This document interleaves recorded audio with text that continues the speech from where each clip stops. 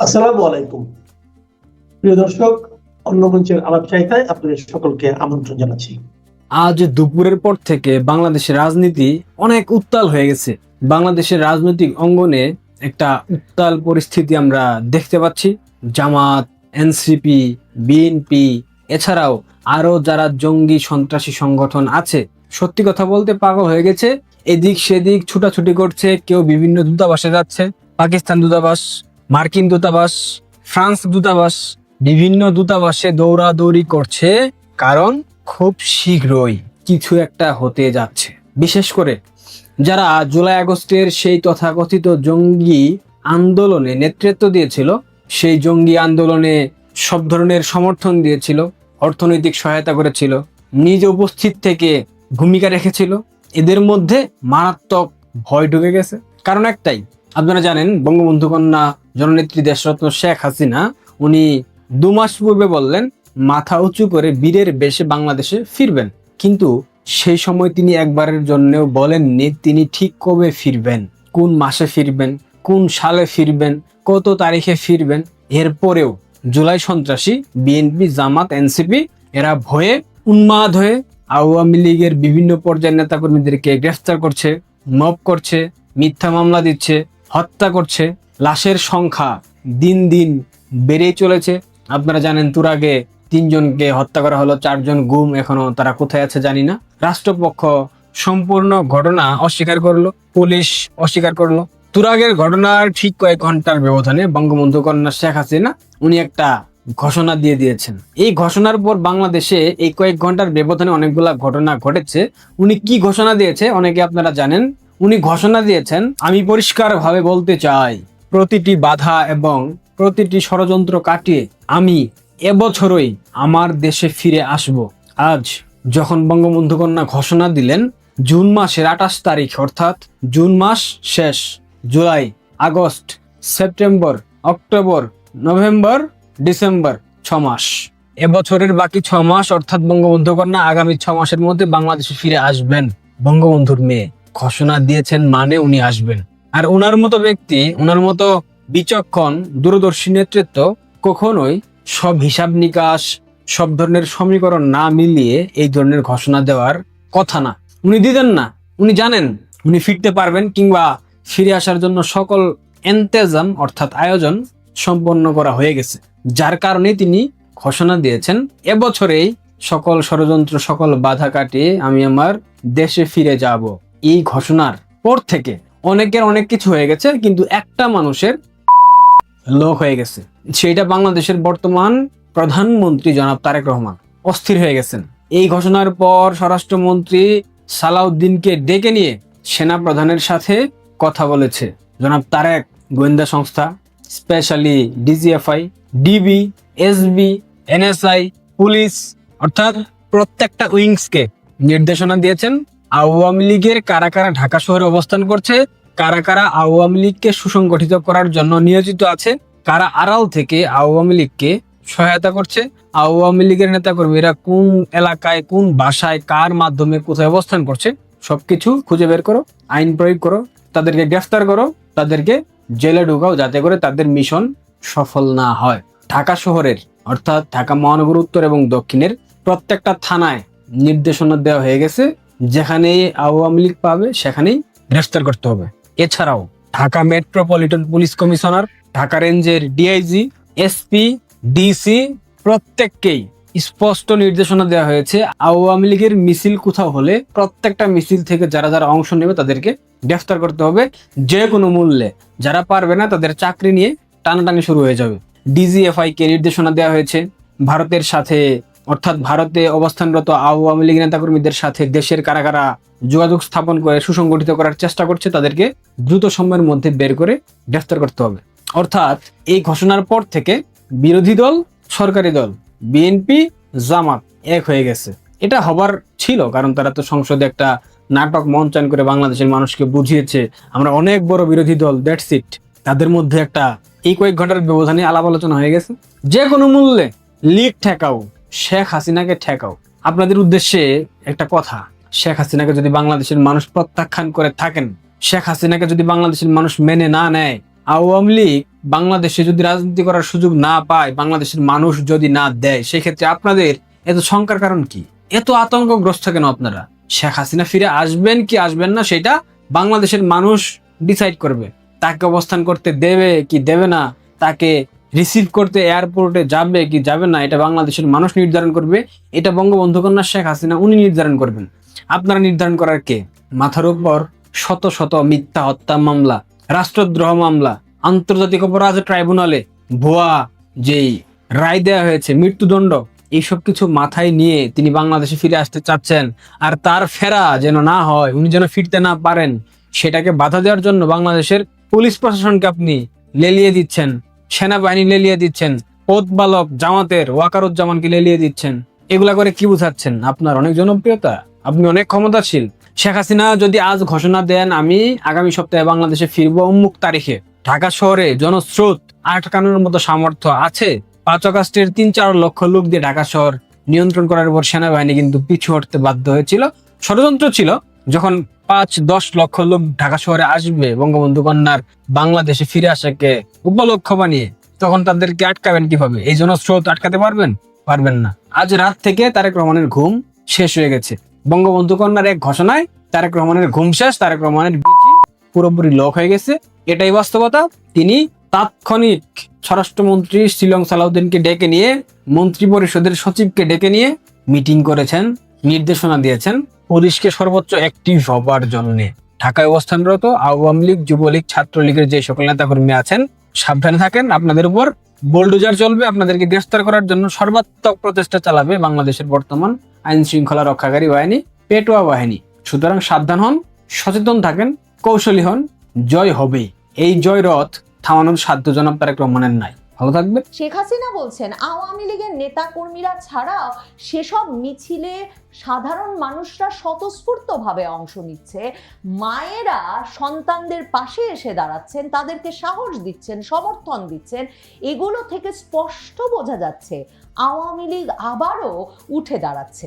শেখ হাসিনা বলছেন যে এই 77তম প্রতিষ্ঠা বার্ষিকী 23শে জুন আওয়ামী লীগ পালনের কর্মসূচি ঘোষণার পর এই ভয়ে সরকার সেনাবাহিনী নামিয়েছে, বিজিবি নামিয়েছে, পুলিশ নামিয়েছে।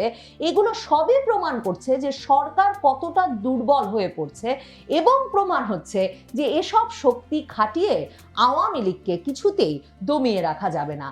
মে মাসের মাঝামাঝি প্রথম শেখ হাসিনা ঘোষণা করেছিলেন যে খুব শিগগিরই মাথা উঁচু করে দেশে ফিরব। তারপর থেকেই সরকার থেকে শুরু করে প্রশাসন, আওয়ামী লীগ বিরোধী রাজনৈতিক শক্তিগুলোর মধ্যে এক ভয়াবহ আলোড়ন এবং আতঙ্ক শুরু হয়েছে যে শেখ হাসিনা এমন ঘোষণা দিয়ে ফেললেন কোন আত্মবিশ্বাস এবং কোন শক্তির জোরে।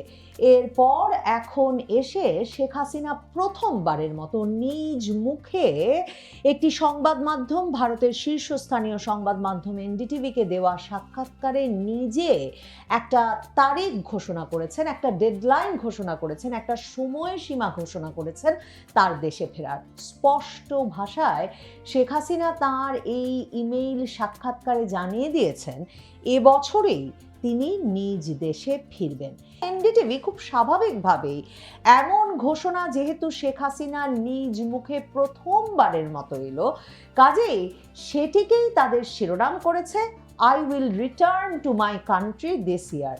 এবছরেই আমি নিজ দেশে ফিরব। শেখ হাসিনার এই এক্সক্লুসিভ বিশেষ সাক্ষাৎকারটি ছেপে এনডিটিভি এই ঘোষণাটি শেখ হাসিনা যে সম্পূর্ণভাবে তার দল এবং রাজনৈতিক পরিস্থিতি আঁচ করতে পেরেই মে মাসে এই শিগগিরই মাথা উঁচু করে দেশে ফিরব এই ঘোষণাটা দেওয়া শুরু করেছিলেন, সেটা সম্ভবত আরও স্পষ্টভাবে বোঝা গেল।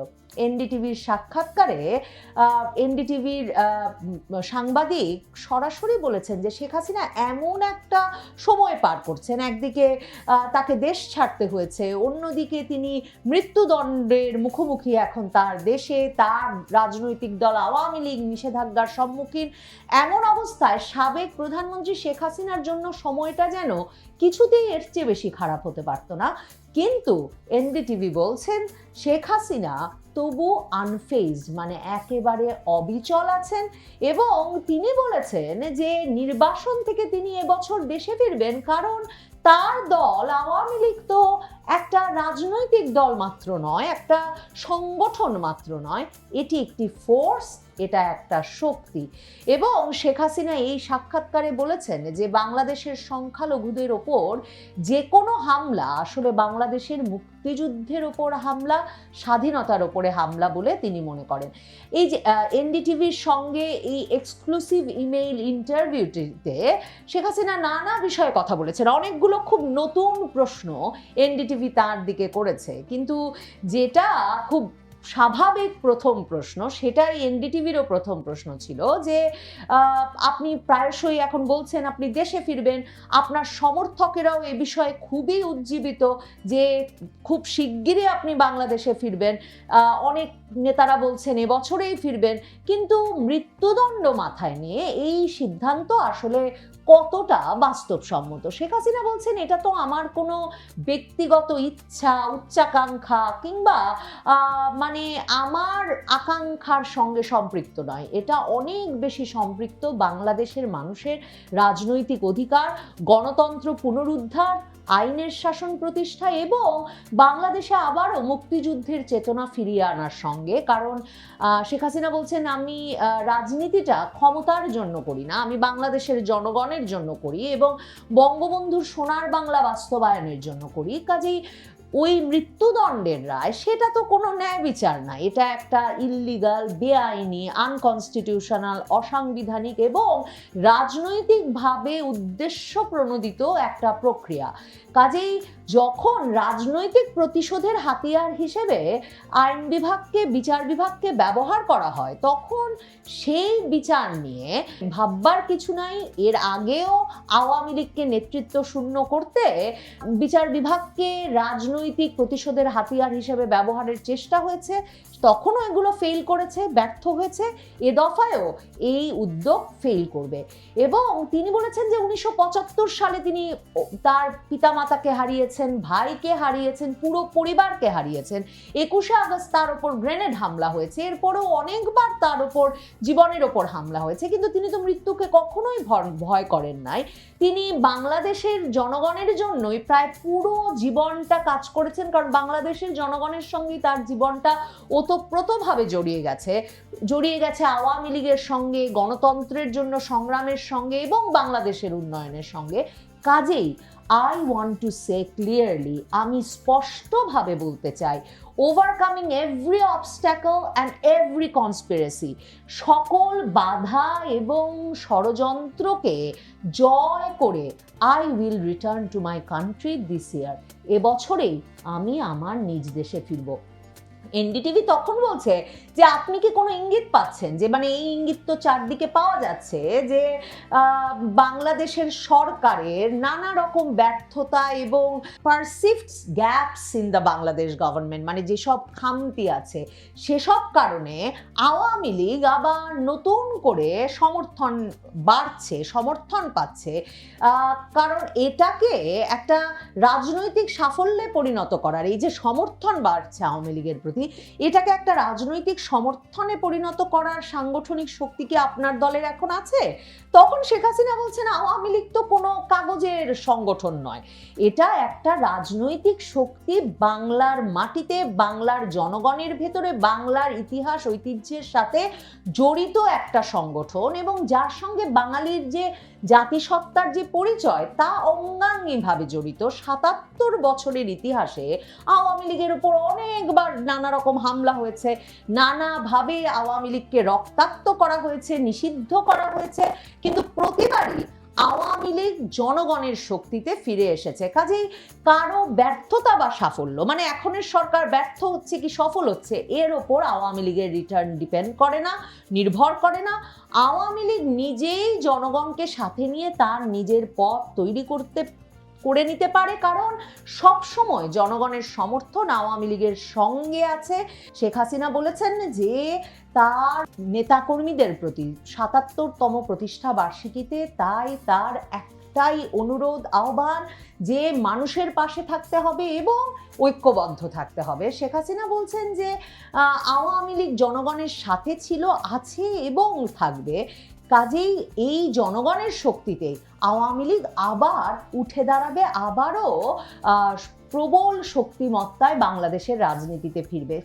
এনডিটিভি জিজ্ঞেস করছে যে এখন তো হাজার হাজার কেস হয়েছে আপনার নেতা কর্মীদের বিরুদ্ধে এবং মানে এখনো নিষেধাজ্ঞা বলবৎ আছে, কতটা সম্ভব যে খুব শিগগিরই, শেখ হাসিনা যেহেতু বলছেন এবছরই দেশে ফিরবেন, যে খুব শিগগিরই আপনারা একটা রাজনৈতিক রিকভারি বা রাজনৈতিকভাবে আপনাদের একটা পুনরুত্থান হবে? তখন শেখ হাসিনা বলছে যে এটাও তো কোনো সরকারের ফেভারের ওপর বা দয়ার ওপর নির্ভর করে না, এটা তো জনগণের ওপর নির্ভর করে। কারণ একটা অসাংবিধানিক বেআইনি নিষেধাজ্ঞা দেওয়া হয়েছে যাতে আওয়ামী লীগকে বাদ দিয়ে একটা সাজানো নির্বাচন করা হয়।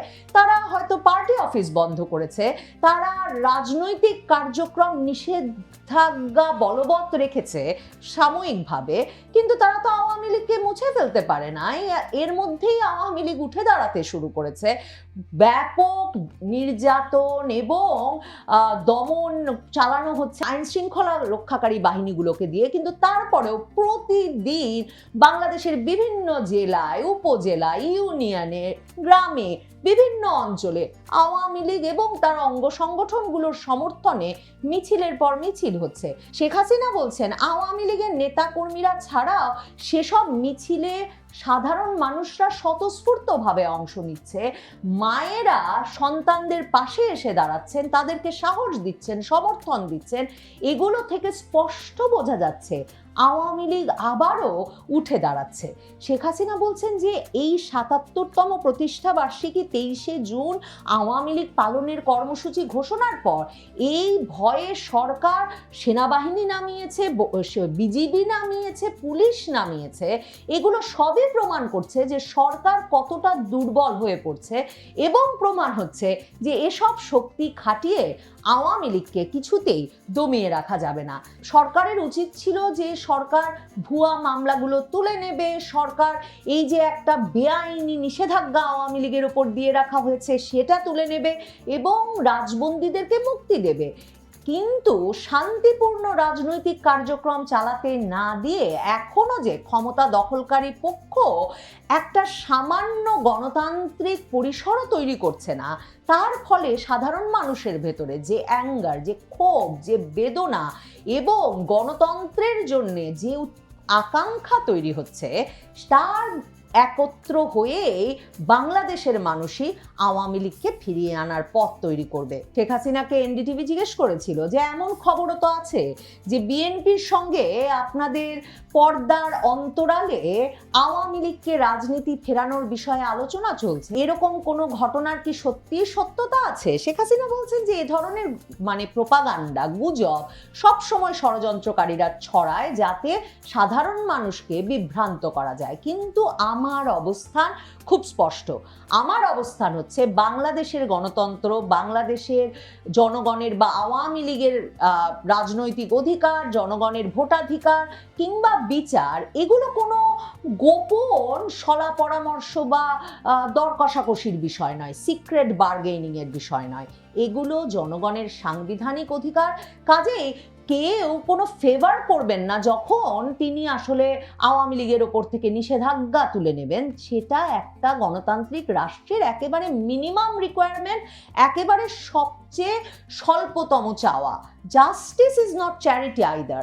কারো জন্য ন্যায় বিচার নিশ্চিত করাটাও আসলে কোনো মানে দয়ার দান নয়, এগুলো সবই মৌলিক অধিকার। শেখ হাসিনা বলছেন আমি সবসময় রাজনৈতিক সমাধানের পক্ষে, কিন্তু সকল রাজনৈতিক সমাধানকে উন্মুক্ত, ওপেন, প্রিন্সিপালড, ন্যায়নিষ্ঠ এবং based on the aspirations of the people হতে হবে, জনগণের আকাঙ্ক্ষার সঙ্গে সামঞ্জস্যপূর্ণ হতে হবে।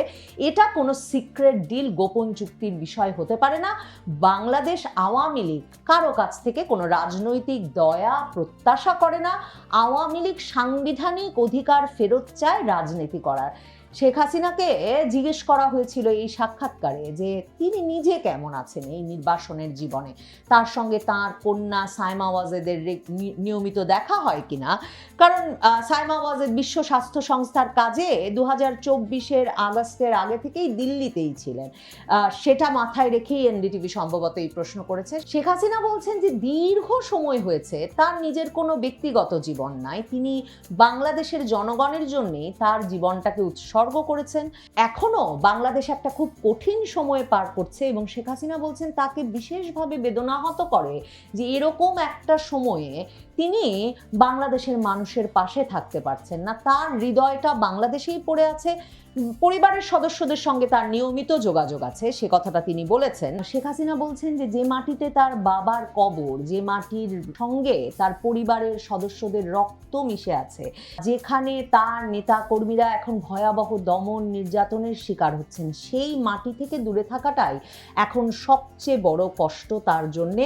শেখ হাসিনা বলছেন যে বাংলাদেশের জনগণ, তার নেতাকর্মীরাই তার সবচেয়ে বড় শক্তি, কাজেই সেই শক্তি নিয়ে তিনি বাংলাদেশে এবছর ফিরবেন এবং সেই শক্তি নিয়েই বাংলাদেশে আবারও গণতন্ত্র পুনঃপ্রতিষ্ঠিত হবে, আওয়ামী লীগ রাজনীতিতে পুরোদমে ফিরবে এবং সেই সংগ্রামে বাংলাদেশের জনগণের সঙ্গে তিনি আছেন এবং থাকবেন।